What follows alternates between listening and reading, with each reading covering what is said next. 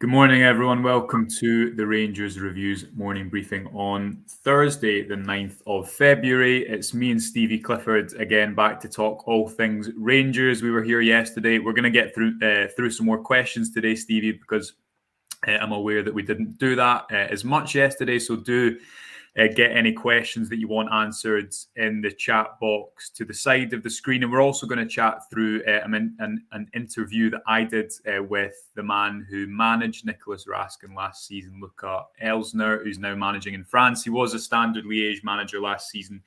Some really interesting insight, which we're going to talk through as well. But first, as Derek would say, just a bit of housekeeping. Remember, you can subscribe to us on our YouTube channel and our website. You can still win 2 free hospitality tickets for the weekend's game against Partick Thistle. The information for that is on the ticker below and in the description. And remember, the podcast is brought to you by Seneca, the #1 place for hair restoration in the whole of Europe, who've treated over 43,000 people to date. If you are thinking about it, do check it out in the link below. There's nowhere better to go than Seneca if you are looking for a bit of hair restoration. Right, Stevie, we're going to start, as I say, while people get their questions in, with the interview that's on the site this morning with Nicolas Raskin's ex-manager, Luca Elsner. I'm just going to read out a few highlights because it's just went out, so I'm presuming most people won't have seen it. But the top line from it, Stevie, is he gives some really interesting insight into the type of player that Raskin is. On and off the ball, comments such as when he goes to press, he goes to win the ball, not just to block passing lanes. Speaking about him, when you let him off the leash, he's like a pit bull. But more so, and Michael Beale's been at kind of pains to point this out, it's not his off-ball. He's not an off-ball player. When he's on the ball, he has all the qualities to what Elsner would say is ex-manager, B, Belgium national team material. Also, some really interesting insights into what Raskin is like as a person, about his mentality.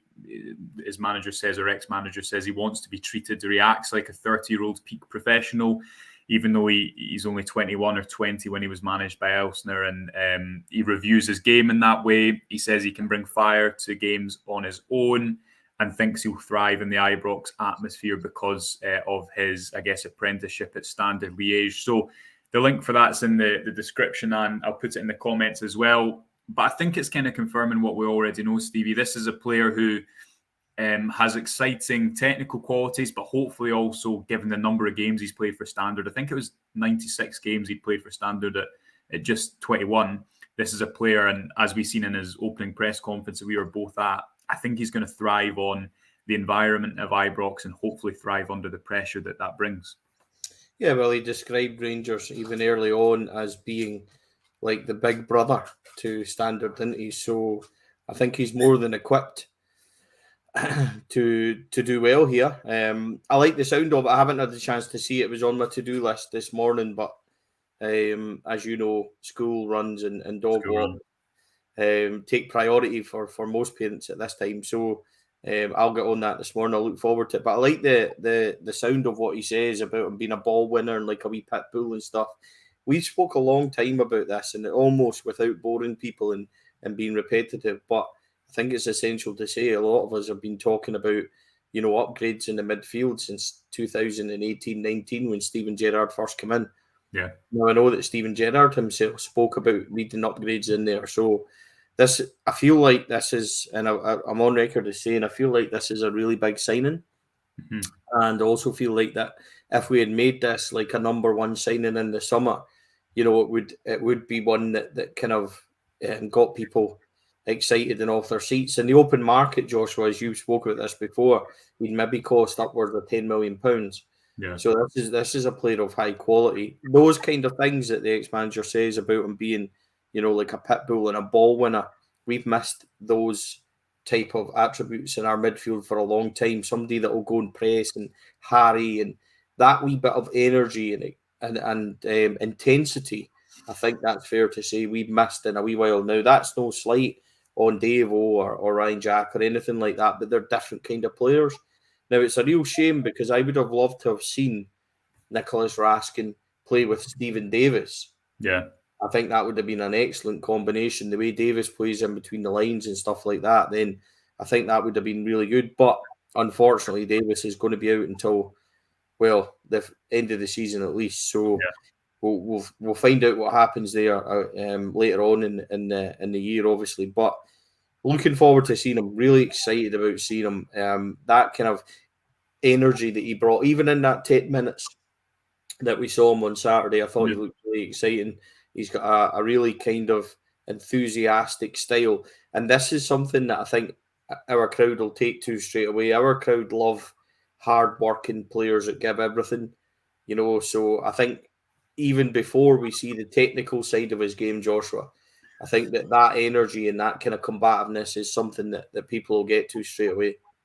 Yeah, Brian here saying I see Raskin as a Verratti style of player, and Verratti is obviously quite a high bar, but I think that type of player who he has all the energy off the ball, but he's not being signed purely to get the ball back and give it to a better player. He's going to be the one who carries it into the opposition final thirds, contributes in the final third as well, goes beyond. He's not a number 6 who just sits behind the ball.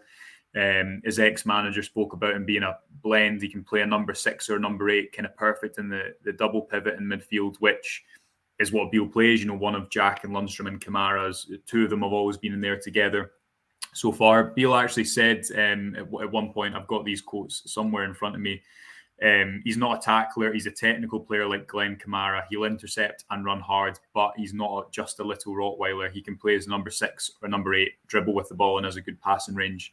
And again, we only seen 10 minutes of it at the weekend, Stevie, there's definitely an ability to read too much into these types of things, but he immediately wanted the ball, and you saw a few times, I thought you saw him win a couple of duels against bigger players, run forward with the ball, showing his pace. And I guess that's what he profiles as a kind of all-action, all-round midfielder that's as comfortable coming and getting the ball off the centre-backs as he is trying to run beyond and create space and carry the ball forwards. And as you say, that's I think the type of player that Rangers have needed in that area. We'll get through to a few comments about Raskin. Pete saying, seeing the way he drives forward, I think as an 8 he could be really exciting. Thomas saying, morning guys, can't wait to see Raskin tear the league up. High hopes for him. And CGM55 saying, does he start on Sunday? Obviously, Rangers play Partick Thistle in the Scottish Cup. I think he probably goes right in, because I guess to answer other comments that are coming in, Stevie, Cantwell and Raskin have been signed now for a reason. They've been signed to make an impact between now and the end of the season, so why wait around? Yeah, I think he goes straight in. A player of this ability and this potential ability and what we think we have signed, I think he goes straight in. There's real competition in there now. So I think that he has to start. It's no disrespect to Thistle or anything like that, but I just think at home against a team in the league below you, there might be a few changes anyway. I can see him coming in the team and not going out, Joshua, if I'm quite honest. Yeah. I think he comes in and I think he'll go and start at Livingston as well. And Rangers will want him with as much time in the tank before we go to the cup final. Now, the cup final is only a couple of weeks away. Yeah. So I think he starts, and I think he'll start next week as well. So I think Nicolas Raskin, got to be careful about doing this, because people can remind me of this in a few months. But I really am excited about Nicolas Raskin, and I think that he could be a massive game changer for us in terms of what we have. And just picture this a wee bit. I've heard a lot of comments. See, when we go to games and you maybe get a Jack Kamara or a Kamara Lundstrom and things like that, and people are like, I feel like this is too defensive. It goes a wee bit back to what we spoke about on Monday, Joshua, when we spoke about the different dynamic of a partnership that might involve Raskin, because if he suddenly becomes one of those two with his energy and his desire to go forward and wanting to make things, as well as being a defensive type of player, those players are so hard to find. If we want to watch here, which hopefully we all want them, hopefully all want to happen, then I can see the whole dynamic of that too. And then it brings in other players as well. You suddenly start getting Tillman and things around that kind of progressive play that hopefully he'll bring, and it's going to be really exciting. So it was difficult to kind of, I know we were all, in the wee gantry row that we were in on Saturday, I know that we were all very excited about his little cameo on Saturday. So we have to try and give him time and be grounded and, let him settle in and stuff like that. But it brings a whole new dimension, I think, not only to going along on Sunday, as well as our team. I'm just excited about seeing him. I really am. So comments about the manager, I'll definitely go and encourage everybody to go and check that out. And it should definitely bring a wee bit of excitement to our team, Joshua. I'm looking forward to reading the piece. Yeah, a few different comments here. I like Raskin's enthusiasm. He is an exciting talent for sure. And Pete getting back in touch to say, I think Tillman will flourish even more playing near the likes of Raskin. Steely FM saying as well, we've badly needed a player that can break up play and is not scared of putting in a tackle. Looking forward to seeing what he brings to the team. And I guess, as you say, Stevie, the question is, does he come in for the weekend? But more so, does he come in ahead of the cup final in, how long is it? 2 weeks? 2 weeks away, just over 2 weeks away or something like that. James Strachan getting in touch. Do you think Raskin and Cantwell will be bedded in, ready for the cup final? And do you think they will start the game? I mean, I guess that's a difficult question to answer just now in a way, Stevie, because the game's 2 weeks away. You don't know what type of form certain players will be in. But Michael Beale did say he's here to sign starters in the January window. So you presume that if they are up to speed and they are ready, then there's no reason why they shouldn't play, because they've not been signed to kind of, play as an understudy for 6 months and then assume a first team position in the summer. Yeah, I mean, as I said there, I think Raskin comes right into the team and he stays there. So it was interesting reading Steely's point there about that kind of midfielder. That's a big point for me, and something that I really believe as well, that we have missed somebody. It's more, I think we've missed a kind of somebody with pace and energy, like a wee dynamo, somebody that's always constantly nipping away at people and trying to win the ball back. And Ryan Jack and Stephen Davis, John Lundstrom are different. They kind of more sit and take their time and then win balls back and things. But I get the impression from Raskin that he's going to be somebody that presses and pushes and forces a play from midfield, sets a very quick tempo and wins the ball back like that. So the comment that followed it about getting Tillman round, the great thing about, if we can win the ball back quickly, Joshua, and get them to our more creative players, we've already seen the types of positions that they can take up. So it's going to be more exciting. But I think Raskin comes straight in and stays. Todd Cantwell, I think, it's already shown enough to say that he's settling in really well and that he has got at least a very decent claim to be around the first team, if not starting. I'm not quite sure that Kent, Tillman, Sakala behind Morelos gets broken up at this moment in time. It'd be interesting to see what he does with that and who would maybe come out of that. So I would say that probably at this moment, that's most likely where we are behind Alfredo. So the good thing about that is Todd Cantwell coming on to any game and coming on any situation. Hampden's potentially ideal for him, with it being such a big pitch and finding pockets of space. And if he was to come on the more the game went on, then there may be joy for him. So there's definite options for Rangers now. And I think that's entirely exactly what they do if he doesn't start. But I think he's shown enough to be at least in the discussion to be starting the cup final on Cantwell. And Raskin, although he's well behind Todd Cantwell in terms of training with the players and stuff, I just think the type of player he is and the quality he's going to show, I think he comes in Sunday and he doesn't come out. Yeah, and interesting indeed. Matthew Ross gets in touch with a good point here, saying Raskin will force teams to think differently about how they counter-attack. He'll break up play and slow things down. I think that's a really important point, and kind of comes into something we've discussed a lot this week, Stevie, about finding the balance and making sure that the attack can function as well as possible, because it's got the steel behind it with two midfielders who can control play, as we've just mentioned. Looking ahead further to the weekend, CGM55 getting in touch here saying, I want Čolak to start this weekend and not Morelos. Presume that after a long time, I think the only time Čolak started under Beale has been Dundee United away, I think. where he obviously had to come off because of an injury. How many changes are we expecting at the weekend? Because although it's tempting to say, will he play lots of youth players or whatever, I don't think that'll be the case, because you've got to remember, otherwise a lot of the first teamers will go 2 weeks without a game. And is that too long, Stevie, at this time in the season? I mean, you do have a cup final in a couple of weeks and you don't have midweek games to rely on at the moment. Well, I think the good thing is that he has the potential to make 5 subs. So I wouldn't start Antonio Cholak. I would play Alfredo for the first half and then switch it around. Give Antonio maybe 45 minutes. I wouldn't necessarily start him.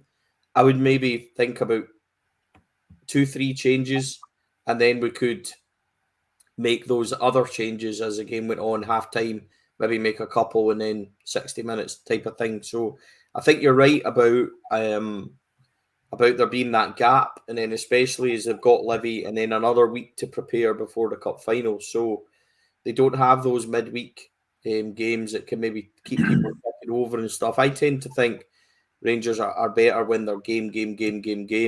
We've seen that previously. I think that it focuses them. Sometimes they can be a wee bit rusty if they've went a few weeks and things. We've seen that before as well, coming back from international breaks and stuff like that. So we need to avoid that as well. I think there'll be probably just about the right balance. He might look at it. If there's anybody still in the squad that's got wee knocks and things, he might kind of shuffle that way. But I would expect to see Alan McGregor back in goals, the normal back 4, and then maybe Raskin and a couple of changes from there. But I don't think it'll be anything. We could do it, but having thought about what you've just said there, I think maybe you just keep it minimal. I think that's maybe where we'll go with that. I kind of think it might be Morelos and Cholak, because Beale's spoken a lot about, well, a few times he said, I'm going to play them both, and obviously that's never happened. He wants to play with 2 goal scorers, and Sakala, as we've discussed before, gives you that flexibility because he can attack off the wing, he can play through the middle, he can run behind. He's, I think, he's improved against Ross County for me, coming in short and taking the ball to feet and turning and spinning. So part of me wouldn't be surprised if he does opt for the 2 of them up front. If there's any game to do it against, I guess a cup game at home would be the perfect opportunity. What about Yanis Hadji? I tend to agree with you, Stevie. I think there'll be maybe 3-4-2 changes from the kind of strongest 11 that Beale has, because he'll want to change things once the game is hopefully in a position that he can do that from. Yanis Hadji, when he made that appearance against St Johnstone a couple of weeks ago, Beale said he was still some way off playing 90 minutes. But you'd imagine this game maybe is one he could start, or if not, you come on at halftime if Rangers are in a good position.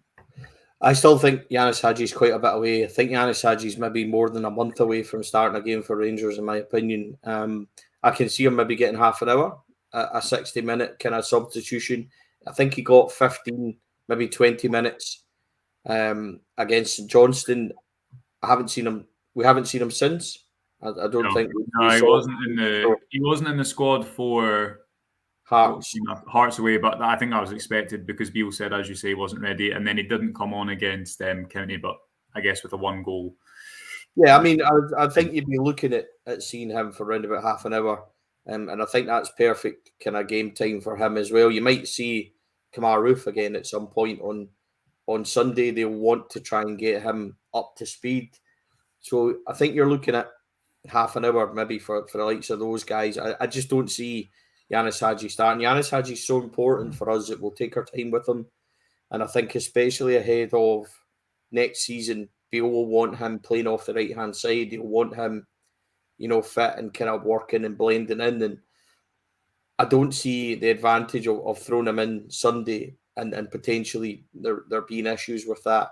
We can take our time and get him ready and then go from there. So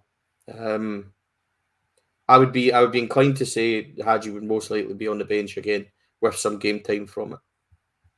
The back 4, you said the back 4 is going to be unchanged, Stevie. Could there be a shout for Leon King, who's not played much under Michael? I'm trying to think if he's played at all under Michael Beale, because obviously he missed the Hibs game through an illness. I don't think he has. You might correct us if we're wrong. I guess the other shouts for potential starts are maybe Leon King, maybe James Tavernier? Maybe Adam Devine coming in for James Tavernier. Could you see either of those players from the start? Yeah, again, it goes back to what we were saying. If James Tavernier is completely fit, I think that he plays, and maybe Adam Devine gets game time or whatever. It's just that break that we spoke about 2 weeks. It depends on what Michael Beale feels about it. Interesting thing to ask him, possibly at the press conference on Friday. So it'll be interesting to see what he does. But I mean, look, I think the great thing is we've now got options of what we can do. It's how he manages it and what he goes from there and what he decides to do. It's a shame that Robbie McCrory's not fit. Yeah, because this is a game. This is a game he'd play, probably, isn't it? But I thought you made a great point in that, Stevie, recently when you said, depending on what happens with this league season, it does seem like Beale wants to give him a chance between now and the end of the season, maybe after the split, depending what the points tally stands at as an opportunity for that. But as you say, I think if he was fit, this is the type of game he'd come into. So he must be really frustrated because he spent his fair amount of time waiting around for a game like this to come around, hasn't he? Yeah, I think he has. And listen, I think that Robbie McCrory will get the games after the split. I think that's a perfect way. You potentially you've got an old firm in there, which will definitely happen. So you've got an old firm. You've also got potentially Aberdeen, likes of Hibs, maybe Livy. So these are all big games. Now, we know that they might not mean anything as such in terms of a title race. We hope they do. We hope we're still pushing. We hope we're still chipping away. So that might decide things. But if it doesn't, and maybe if the gap's still the same at the moment, then I can see him playing in all of them, and we kind of will see how he reacts and go from there. I still think it's more likely to me, in my opinion, this is only my opinion, if Robbie McCrory comes in and does well in these 5 games, I think you might see him go from potentially third to second choice. Yeah. And I think this goes back to what I was saying about John McLaughlin and where he is and stat-wise and how he's performed overall. He's not a homegrown player. That sounds like we're repeating it, or I'm repeating myself. So I think that dynamic might change. Alan McGregor's situation, we can sit here and say most likely he'll retire. I think that's fair.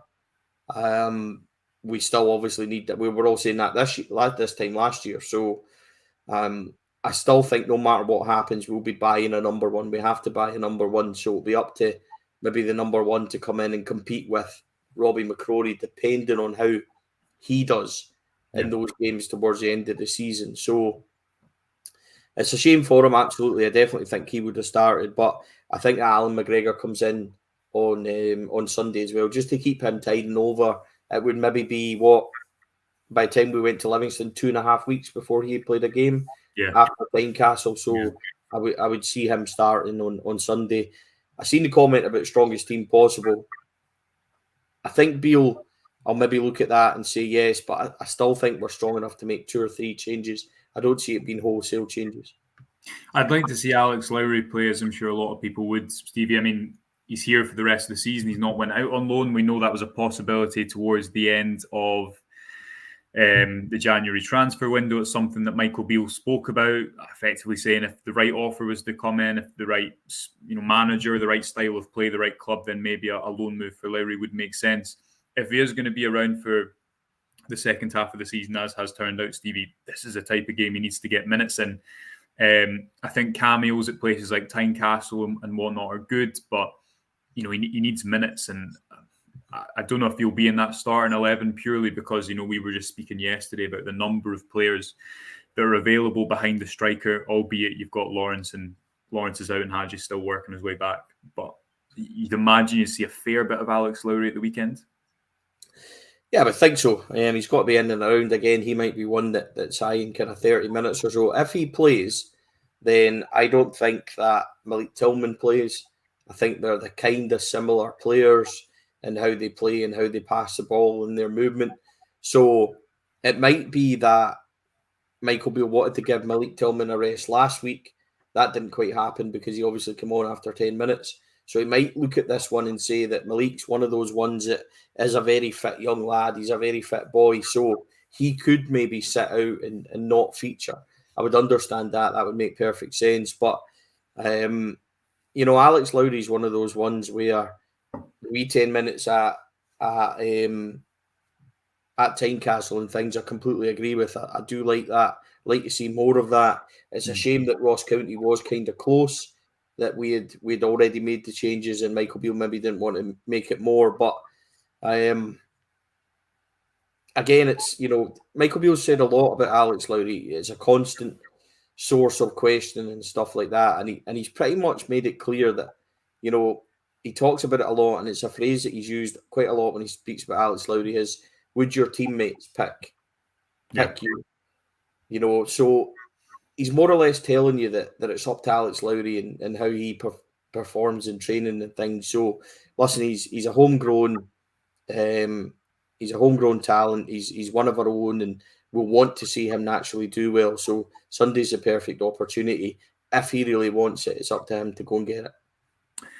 Yeah, a few questions coming in about updates on players like Matondo, Lundstrom and Ridvan. The press conference is tomorrow instead of today. Obviously, the game is on Sunday.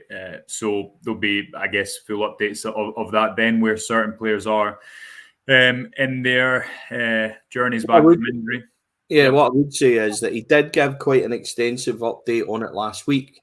So of the people that we're talking about, we'll try and go through them, Joshua. John Suter, he said he had a slight reaction, which basically, it's not an injury. He had a couple of days where he rested up and then he was back in training. So he's fine.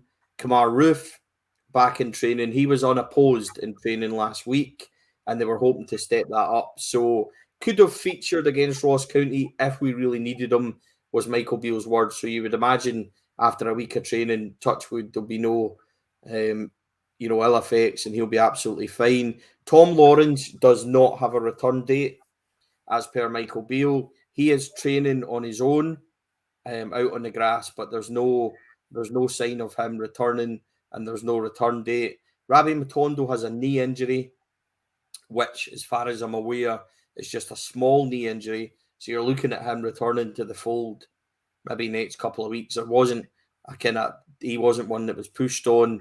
Who else have we got? Ridvan.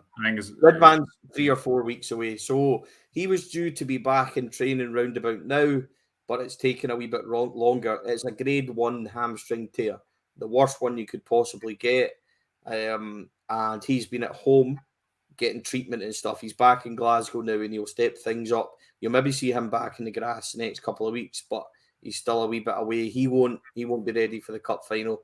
I wouldn't imagine. You're looking at next month before you see Ridvan, going by what Beale said. I think that's it. I don't think that it's kind of cleaning up, isn't it? So I think that's basically where we are injury wise. So I think I asked him last week about the injuries and about John Suter and stuff like that. So he is very honest. He does tend to give us it's more or less a weekly update, isn't it? Because he does get asked about it quite a lot. But if you take the time scales that he's given from last week, move them on a week, and that's basically where everybody is. Yeah, absolutely. Well, thanks for that, Stevie, and thanks to everyone for joining us this morning. Derek's going to be back next week. It's my turn to be away on holiday, so he will be back in the hosting chair. You'll all be glad to know. Stevie will be back as well, I'm sure, at some point. Just a reminder, if anyone, for some reason, doesn't know where to find your columns and all your writing, Stevie, it's a reminder. It's 4 Lads Had a Dream on Twitter and every other platform. Yeah, it is.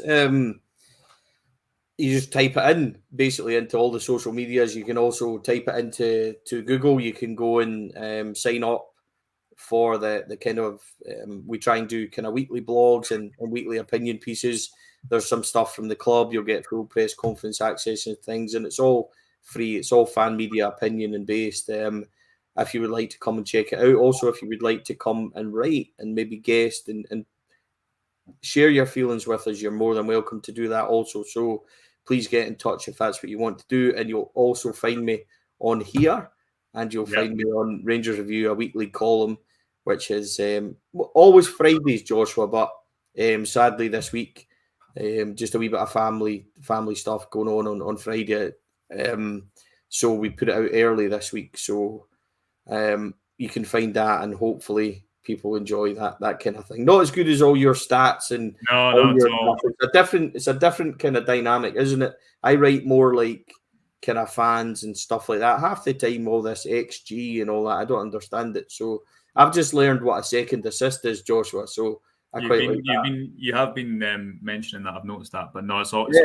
always enjoyable, Stevie. And as you say, you can find that on the website every Friday, sometimes earlier. Always a great read to hear what your take is of the week. Right, that'll do us there. Stevie will be back next week. I'll be back soon. Derek will be back in the hosting chair. Until then, enjoy the rest of your